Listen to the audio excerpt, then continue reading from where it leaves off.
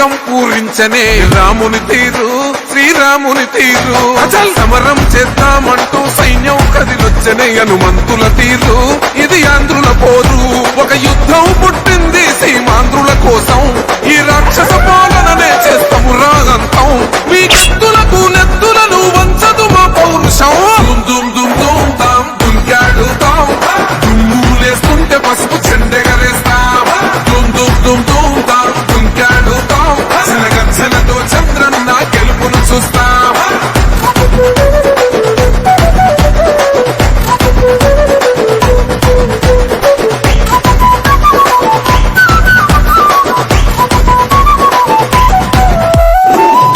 కోసిన కత్తులు లేవా సాక్ష్యం విలవిలలాడుతూ పోయింది రమా ప్రాణం నేలన తడిసిన నెత్తుర తిలకం దిద్దా ఎవడొస్తడ రండి రైగ మేం అస్సలు తగ్గం మీ రౌడి జానికి ఓ పౌరుషానికి మొదలైనద యుద్ధం గెలుపెవడద చూద్దాం ఓహో దుమ్ దుమ్ దుమ్ దుమ్ దుమ్ దుమ్ దుమ్ దుమ్ దుమ్ దుమ్ తాం దుంకాడుతాం దుమ్ములేస్తుంటే పసుపు చెండెగరేస్తాం దుమ్ దుమ్ దుమ్ దుమ్ తాం దుంకాడుతాం శనగర్జనతో చంద్రన్న గెలుపును చూస్తాం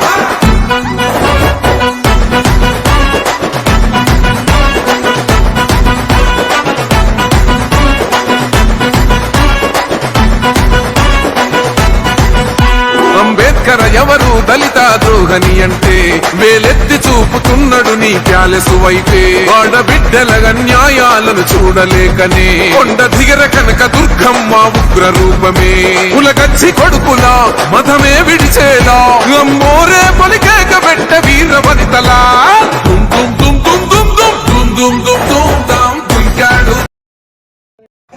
సంవత్సరమున్నర రోజులు టైం పడుతుంది. మరి ఈ సంవత్సరమున్నర రోజులు మేము నీళ్ళు ఎట్లా తాగాల? ఏం తల్లి, అవునా కదా? అర్థమైందా? నేను చెప్పింది కరెక్టా కదా? ఇప్పుడు ఈ సంవత్సరమున్నర రోజుల్లో నీళ్ళు ఎట్లా తాగాలంటే ముందుగా తిమ్మారెడ్డి కుంట నింపినమ్మ. తిమ్మారెడ్డి కుంట నింపిన తర్వాత ఇక్కడ ఫిల్టర్ సరిగ్గా లేదు. నేను ఇప్పుడే పురుగులు వస్తున్నాయని చెప్తున్నారు. కుంటలో నీళ్ళ దగ్గర నుంచి మనకు నీళ్లు సక్రమంగా ఫిల్టర్ కావడం లేదని చెప్తున్నారు. ఎందుకు కావడం లేదు?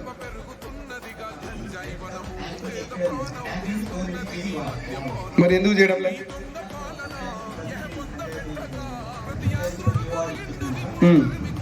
ఎందుకు చేయడం లేదు? అది ఫండ్ ఉంది, గత ప్రభుత్వంలో డబ్బులు లేవు. ఇప్పుడు మళ్ళీ దానికి సంబంధించినంత వరకు ఒక ఫిల్టర్ ఏదైతే మనకు 55 LPCD కెపాసిటీ తోటి మనకు ఏదైతే ఉందో దానికి సంబంధించిన దానికి ఇమ్మీడియట్గా మనకు నిధులు తీసుకొని అక్కడ ఫిల్టర్ పెట్టించండి. ఫిల్టర్ పెట్టించి ఆ ఫిల్టర్ ద్వారా ఇప్పుడు ఏదైతే నేను ఎమ్మెల్యేగా ఉన్నప్పుడు మా తండ్రి గారు ఉన్నప్పుడు తెచ్చినటువంటి ట్యాంకులు ఉన్నాయి, ఆ ట్యాంకులు నింపి ఆ ట్యాంకుల ద్వారా ఈ సంవత్సరమున్నర రోజులు మీకు ఇబ్బంది కలగకుండా నీళ్ళు ఇస్తే మీకు ఇబ్బంది ఉండదు. మీరు అది చేయకుండా డైరెక్ట్గా నీళ్లు నింపిన తర్వాత మీరు ఫిల్టర్ పెట్టకుండా అదే నీళ్ళనే మీరు ఇస్తే మీరు తాగుతారా? మరి వాళ్ళు ఎట్లా తాగుతారు?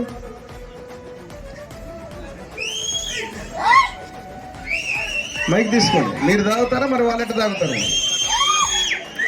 సార్ డైరెక్ట్ పంపింగ్ వల్ల అది ప్రాబ్లం అవుతుంది సార్. అది మీరు చెప్పినట్లు మీరు ట్యాంక్ ఎక్కిస్తే మాత్రం అప్పుడు క్లీన్ చేసి ప్రతి 15 రోజులు మీరు ఎట్టి పరిస్థితుల్లో మీరు ఫిల్టర్ పెట్ట RWS నేను డీకి మాత్రం SC కూడా చెప్తాను. మీరు ఇమీడియట్ గా EORD గారు మీరు కోఆర్డినేషన్ చేసుకోండి.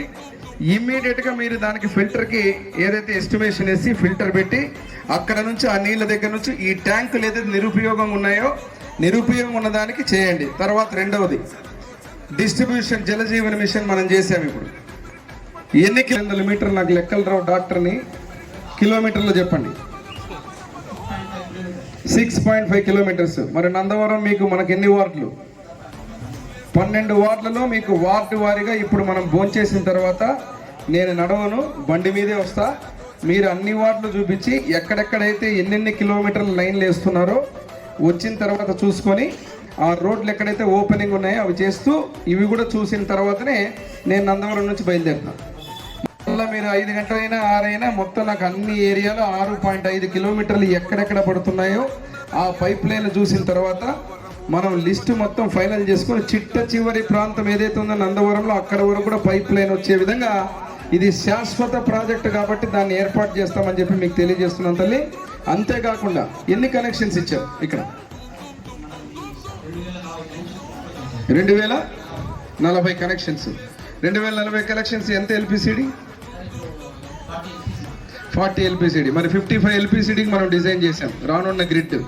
మరి ఇప్పుడు ఎన్ని కనెక్షన్స్ ఇంకా అవసరం? ఓకే, మరి ఇప్పుడు 480. ఇప్పుడు జలజీవన్ మిషన్లు ఎన్ని వచ్చాయి? 2040. ఇప్పుడు మరి మీరు వాళ్ళకి చెప్పాల్సింది ఏమంటే ఇది కొత్త కనెక్షన్ ఇచ్చినా దానికి డబ్బులు అవసరం లేదు. నెంబర్ 1, కనెక్షన్ ఇచ్చిన తర్వాత వెంటనే కొలాయి రాదు, నీళ్లు రావు. అది ముందు చెప్పాలి. ఇప్పుడు మనం తర్వాత నీళ్లు ఎంత వరకు ఇవ్వచ్చు జనాలకి, అది ఎంతవరకు జనాలకి ఎన్ని ఇంటికి వెళ్ళా అవి ఇంటికి ఇచ్చేటట్టు వాళ్ళ గ్రామ పంచాయతీ వరకు మనకు అప్లికేషన్ పెట్టుకుంటారు సార్. ఆ అప్లికేషన్ గ్రామ పంచాయతీ తీర్మానంలో ఆమోదించిన తర్వాత వాళ్ళ కలెక్టర్ బైలాస్ ఉంది సార్. ఇక్కడ మేజర్ పంచాయతీలో 4,500 రూపాయలు డిపాజిట్ కట్టిన తర్వాత చలానా గవర్నమెంట్కి. ఆ తర్వాతనే మన గ్రామ పంచాయతీ సిబ్బంది పోయి వేయాలి సార్. అది వాళ్ళకు చీట్ ఇస్తారు, వాళ్ళు వేయాలి. ఇది మీరు చెప్పేది గ్రామం మీరు కట్టాల్సిన పని లేదు, ఫ్రీనా. అర్థమైంది కదా మీకు? సో ఇప్పుడు 2000 కనెక్షన్ కూడా ఫ్రీగా వేసేవి, పేదలకు సంబంధించి ఎస్సీ కాలనీ కానీ బీసీ కాలనీ కానీ ఫ్రీగా వేసే కనెక్షన్లు అవి. మీరు పంచాయతీరాజ్కు ముడిపెట్టి ఆ లెక్కలు ఈ లెక్కల్లో కలిపి ఈ లెక్కలకు ఆ లెక్కలు వసూలు చేస్తే తోలు తీస్తా. ఇది జాగ్రత్త. ఆర్డబ్ల్యూజీ గారికి చెప్తున్నా, ఇది పద్ధతి కాదు. ఇది ఇంకోటి కూడా ఏం చేస్తున్నా మీరు కూడా ఒక రివ్యూ చేయండి. పంచాయతీలో ఉన్నటువంటి నిధులు ఎన్నెన్ని డబ్బులు కట్టారు, ఎన్నెన్ని కనెక్షన్లకు ఎంత ఇచ్చారు, ఏం అమౌంట్ ఇచ్చారు, ఎన్ని కనెక్షన్లు ఇచ్చారు. ఎందుకంటే అప్పుడు స్వామి మా గౌడ్ గారు సర్పంచుకున్నప్పుడు కానీ అదే రకంగా స్వామి అప్పుడు సర్పంచుకున్నప్పుడు కూడా చాలా రకాలుగా చేశాం. అనవసరంగా దుష్ప్రచారం చేయడం అనేది మంచి పద్ధతి కాదు. మీరు డిపార్ట్మెంట్ మీరు కూర్చొని ఒక్కసారి ఇది చేసిన తర్వాత రేపు జరగబోయే 2000 కనెక్షన్లకు ఏదైతే ఉందో ఎక్కడెక్కడ నీళ్లు లేవు, డిస్ట్రిబ్యూషన్ నెట్వర్క్ ఎక్కడుందో అక్కడ వేయాలి. నిన్న ఏమేనూరు మండలం పోయొచ్చాను నేను. దైవందిన గ్రామానికి పోతే ఒక చుక్క నీళ్లు లేని చోట ఆడ కొలాయిలు వేసి ఇప్పుడు నీళ్ళు ఇడిపించాను ఫ్రీగా. ఒక చుక్క ఇబ్బంది లేదు అక్కడ. మరి పుష్కలంగా ఈరోజు కుంట ఉంది మనకు. మీరు ఫిల్టర్ పెట్టి డీ గారు వచ్చారు, మీరు పైకి రండి. ఛార్జ్ తీసుకున్నారా? అయిపోయిందా? Very good, right. మీరు ఇప్పుడు ఆయనకు అడగండి నేను, ఎందుకంటే నీకు అలవాటు కాబట్టి. ఇప్పుడు కొత్తగా వచ్చారు ఆయన. ఇప్పుడు దీనికి సంబంధించింది ఇప్పుడు ఏరియా మధ్యాహ్నం భోంచేసిన తర్వాత మనం ప్రతి ఏరియాకి పోతున్నాం. 6.5 కిలోమీటర్స్ నాకు చూపుతున్నారు. ఎక్కడి నుంచి పెట్టారో కనెక్షన్స్ ఎన్నెన్ని ఏ ఏరియాలో అవసరం ఉంటే ఆ ఏరియాలో చేస్తాం. చివరిగా ఈరోజు ప్రభుత్వం గురించి కూర్చోండి.